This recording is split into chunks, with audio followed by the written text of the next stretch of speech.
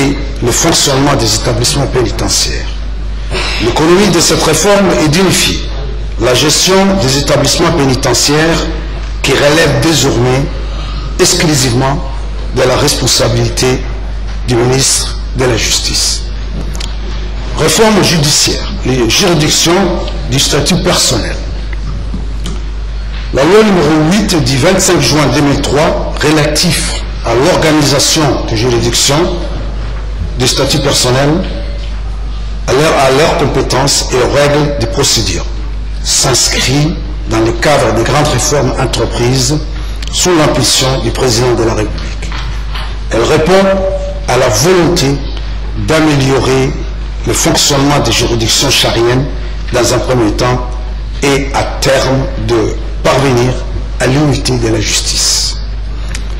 La réforme crée aussi une juridiction d'appel du statut personnel, mais celle-ci est érigée à une chambre collégiale de la Cour d'appel de Djibouti. Toutefois, elle applique un droit spécifique et une composition distincte compte tenu de la spécialité de son domaine d'intervention.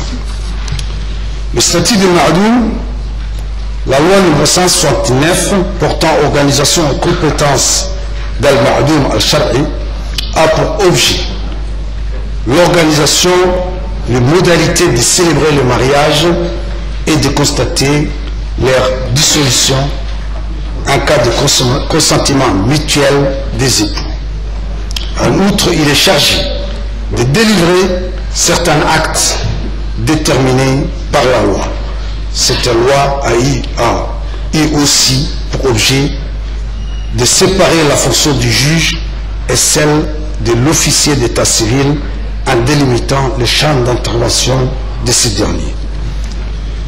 La Chambre de comptes et des disciplines budgétaires a été créée par la loi numéro 136, modifiée et complétée par la loi numéro 122, a organisé une juridiction chargée de vérifier le compte de comptables publics, de contrôler les dépenses publiques, en vue de promouvoir la transparence et de lutter contre les malversations financières et la corruption. Une réforme récente a érigé cette juridiction à une véritable Cour de comptes. Le projet de loi qui tend à ériger la Cour suprême en une véritable Cour de cassation chargée uniquement de veiller une exacte application de la loi verra bientôt le jour.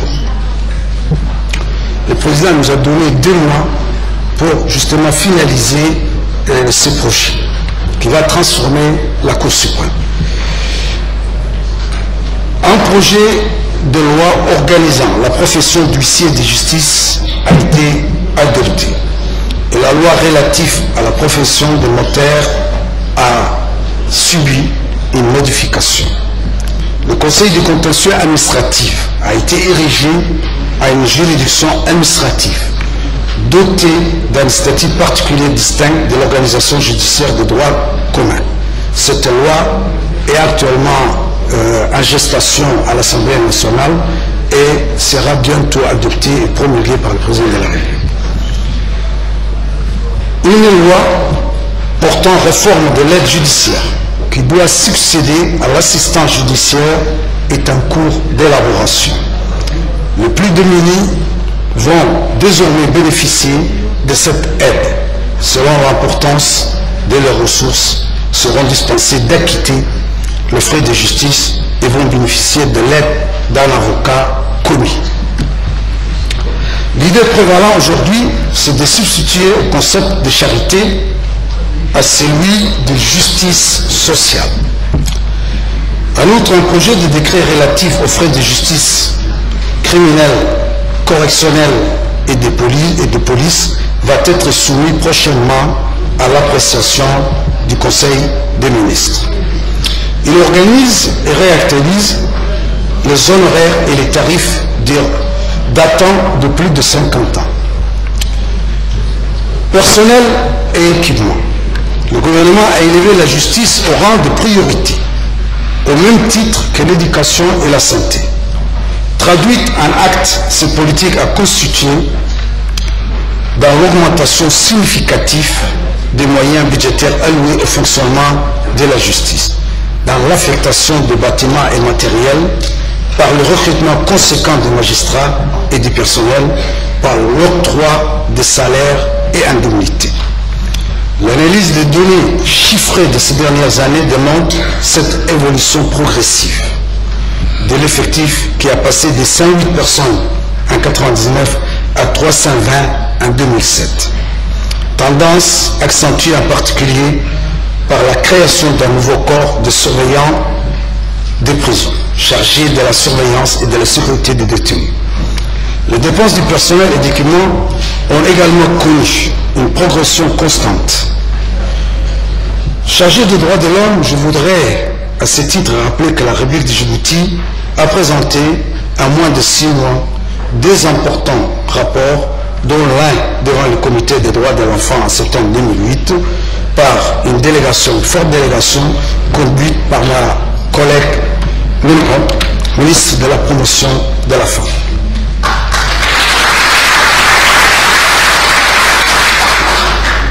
L'année 2008, consacrée par la communauté internationale à la célébration du 60e anniversaire de la Déclaration universelle des droits de l'homme, a connu en République de Djibouti une intense activité dans le domaine des droits de l'homme.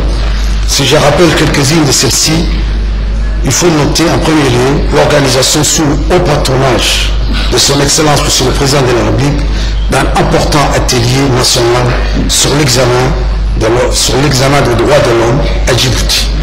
À l'issue de cet atelier, il y a lieu de noter la création de deux importants organismes chargés de la promotion et de la protection des droits de l'homme, à savoir la création d'une commission nationale des droits de l'homme et la mise en place d'un comité interministériel ayant pour mission la préparation et l'élaboration des rapports nationaux aux organes des traités ayant en charge le suivi des instruments universels ratifiés par notre pays en matière de droits de l'homme. Comme je viens de le rappeler, Djibouti a mis en place des procédures et des institutions qui permettent de donner un large effet législatif, juridictionnel et administratif aux conventions internationales établissant les protections en faveur de la personne. Pour terminer, permettez-moi de dire d'importants efforts ont été menés ces dernières années pour améliorer le fonctionnement de la justice, par l'augmentation des moyens, par le recrutement soutenu des magistrats, greffiers et personnel pénitentiaire. Aussi, il y a lieu de noter la rénovation et la construction de bâtiments dont certains sont déjà fonctionnels, d'autres sont en cours d'achèvement.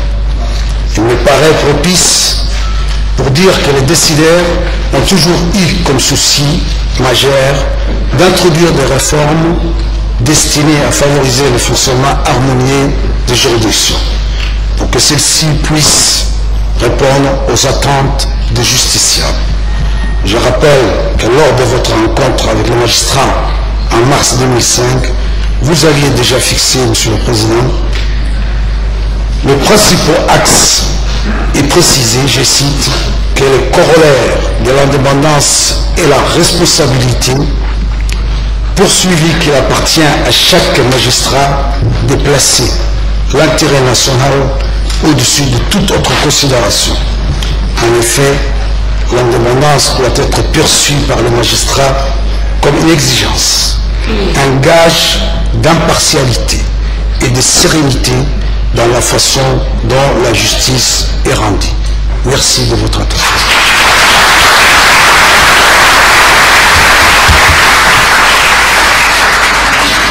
Merci, Monsieur le Ministre. Nous en venons maintenant aux questions du public qui sont très nombreux sur ce thème de la justice. Et nous commençons par Monsieur Azwan Mohamed, qui est commerçant.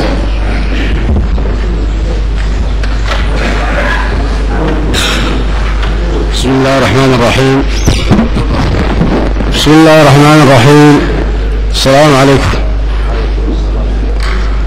وعن سلام يا مدحونا بوريد الجوتي وين اسماعيل